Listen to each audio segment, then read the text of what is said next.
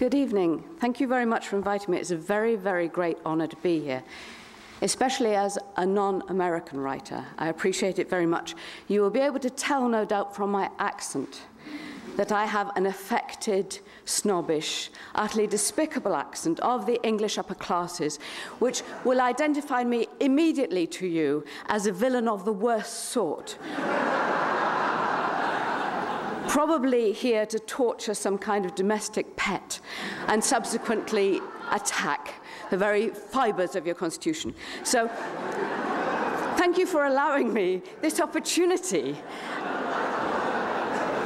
We're very interested in your country always, from England, you can imagine. At the moment, we're absolutely transfixed by you.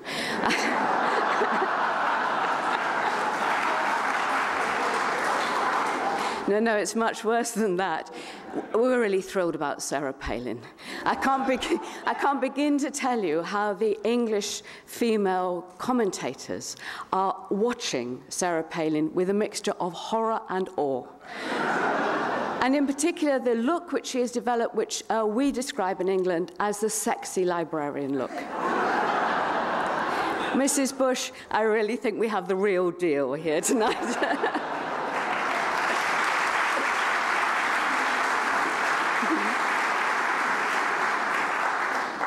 Of course, my interest in my writing is about women in history. Particularly, I seem to have focused almost by accident on the women that Sheila Rowbottom, the historian, called those forgotten by history. So in the case of the other Boleyn girl, which some of you may know, it's the story of Mary Boleyn, who's a sister to Anne Boleyn. Everybody knows the story of Anne Boleyn, marries Henry VIII, becomes Queen of England, beheaded. Pretty typical story for some of Henry's wives, as you know. The story of Mary Boleyn is, in a sense, reverse Cinderella. She is Henry VIII's lover. She does not choose to become his wife. She isn't particularly offered the chance of being his wife. And she moves away from the court. She chooses a man to marry for love. And she goes right away from the court and, in effect, founds a dynasty, which then come to power when her cousin, her niece, Elizabeth I, comes to the throne. So it's these stories which, in a sense, are there in the history, but have been ignored, that are the ones that are of particular interest to me. Of course, they talk about women who are denied rights. One of the reasons that I think people like the Tudor period so much and are so interested in it is that we're talking about women who have no legal rights whatsoever. They're denied rights and they're denied literacy. And one of the things when you come to read the story of these women who overcome these difficulties is that you realize that women's education is absolutely core to them becoming full and powerful livers of their own lives. Education is the start of people's freedom, and that's why this festival is so terribly important.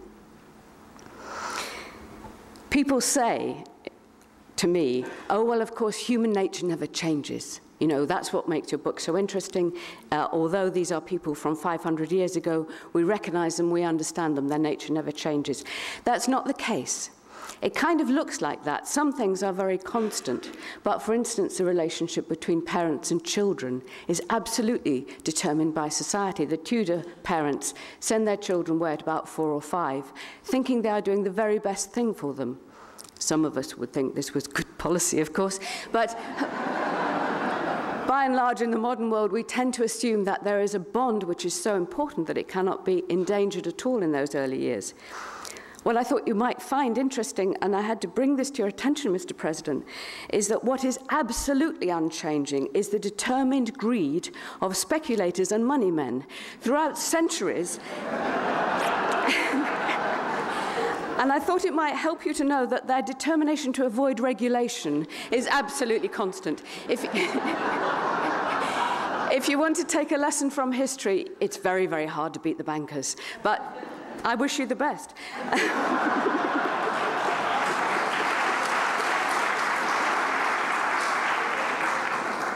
I'm having such fun here.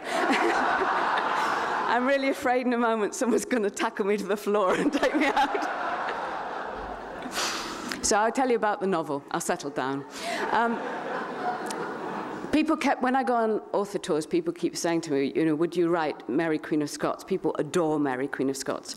And I always said, no, I really can't. And when they said, what's the difficulty? I said, because she is the most utterly drippy, romantic, doomed, beautiful, tragic, woman who ever lost 3 kingdoms and indeed 3 husbands through misadventure. And I can't be bothered with her. I can't spend 2 years of my life tracking this woman, making one mistake after another, and people going like, oh, it's so sad. No, if I'm going to spend time with a woman, I have to spend time with a woman who has a bit of personality, who has a bit of nous, who has a bit of character and a bit of courage. And then, to my chagrin, really, I read a biography of Mary, Queen of Scots, and discovered she was just that woman. She has been really written out of history as a political, courageous monarch who was well fitted to be Queen of England, as she indeed claimed to be. And she's been written out of history because I have to say, forgive me, I can see there are men in tonight. By and large, my audience is almost solid women, so you can say anything. But an awful lot of male historians take a perspective of women in power in which you're either a good woman, like Jane Seymour, when you marry, conceive a son, die in childbirth. Perfect.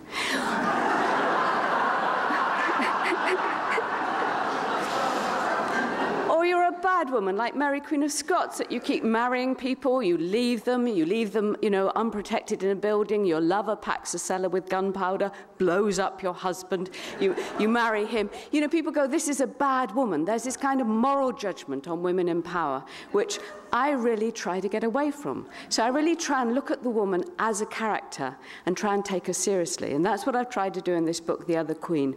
And I think it will give us a very different perspective of Mary, Queen of Scots.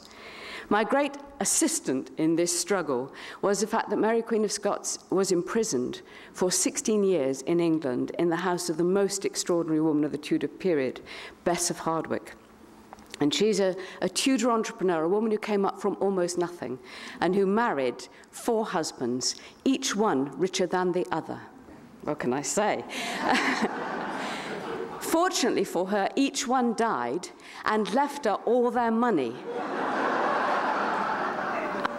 I know there are ladies in the audience this evening who will be thinking, that's pretty neat, and I assure you, it was neat then, it's neat now.